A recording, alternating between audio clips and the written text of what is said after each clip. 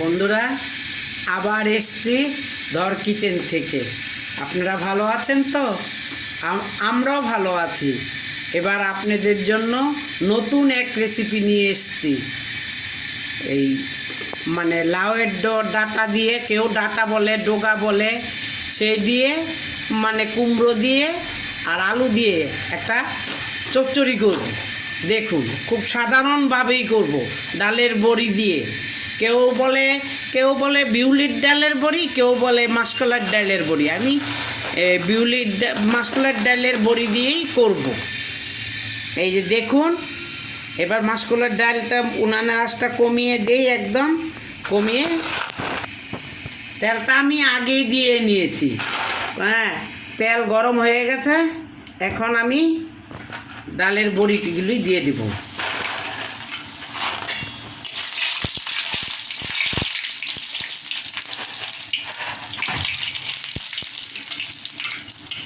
ডালের বড়ি হয়ে গেছে, নামিয়ে ফেলবো।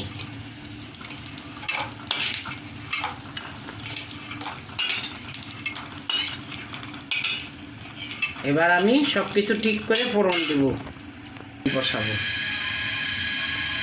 এবার তরকারি বসাবো। প্রথমে কালো জিরা দিয়ে দিব কিছু,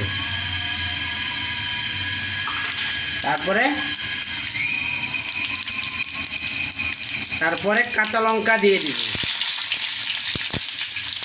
উনানের আঁচটা একটু কমিয়ে দিলাম।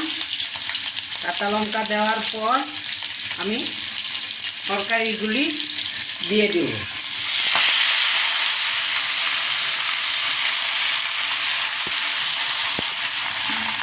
এবার নুন দিয়ে দিব, আন্দাজ মতো নুন দিয়ে দিব। এখন আর দেব না, দেখে দেব। তারপরে একটু হলুদ দিয়ে দিব। এবার নেড়ে টেড়ে ঠিক করে নেব, একটু কষিয়ে নেব।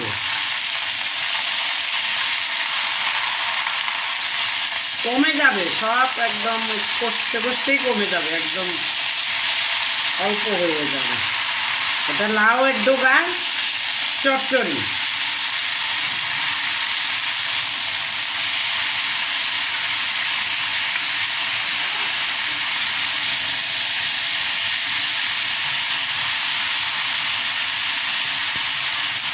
কোথাটা একটু কষাতে থাকি।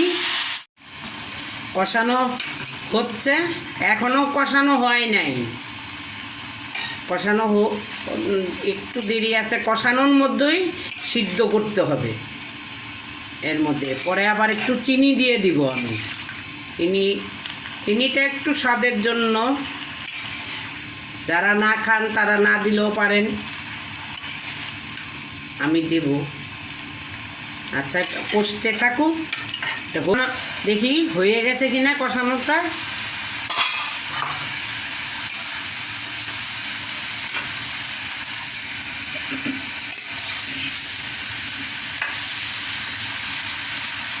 হ্যাঁ, কষানোর মধ্যেই মনে হচ্ছে সব সিদ্ধ হয়ে যাচ্ছে। এবার আমি সব কিছু কষানোতেই দিয়ে দিব। এক চামচ একটু বেশি করেই দিয়ে দিলাম চিনি, এক চামচ চিনি দিয়ে দিলাম। তার সাথে ডালের বড়াগুলিও দিয়ে দিলাম।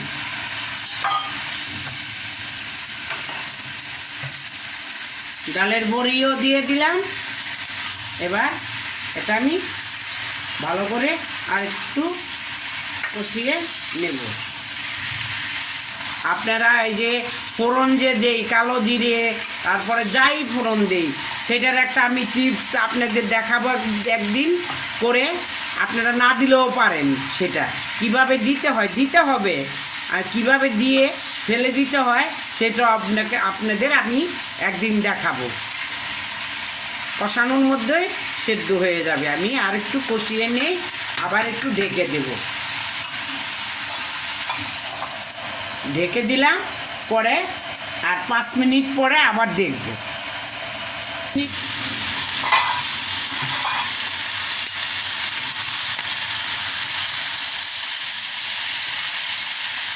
কষানোর মধ্যেই সব কিছু দেখুন এই যে সিদ্ধ হয়ে গেছে। তবু একটু অল্প আজে একটু কষিয়ে নিতে হবে। যত কষাবেন ততই তরকারিটা টেস্ট বাড়বে। কষিয়ে নিয়ে ভালো করে আরেকটু,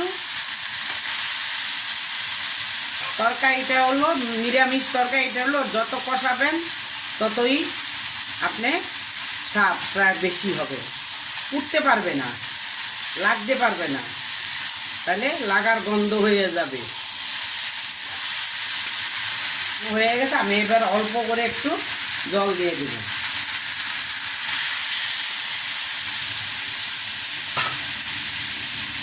জল দিয়ে দিলাম, এবার একটু মাখো মাখো করেই নামাবো আমি।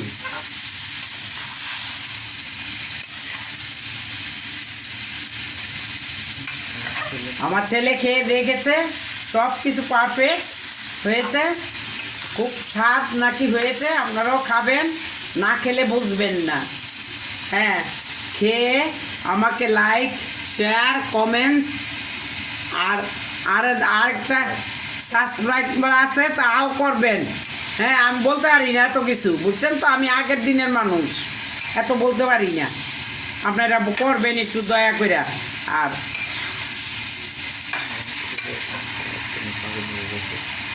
হ্যাঁ, ছেলে তো বলতেছে তাড়াতাড়ি দাও দাও, আমাকে একটু হোক, আর একটু সিদ্ধ হয়ে গেছে, আর একটু হোক।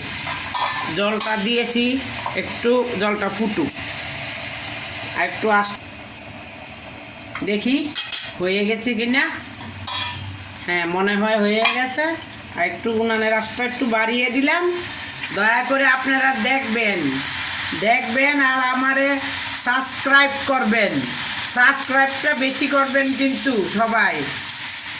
হয়ে গেছে, এবার নামিয়ে ফেলবো।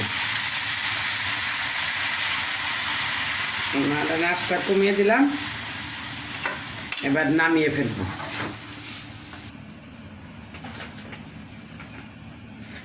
দেখুন কি সুন্দর হয়েছে। ধর কিচেন থেকে আমি এই রান্না আজকে আপনাদের দেখালাম। আপনারা কিন্তু দয়া করে লাইক, শেয়ার, কমেন্টস করবেন, এই আমার অনুরোধ আপনাদের কাছে রইল।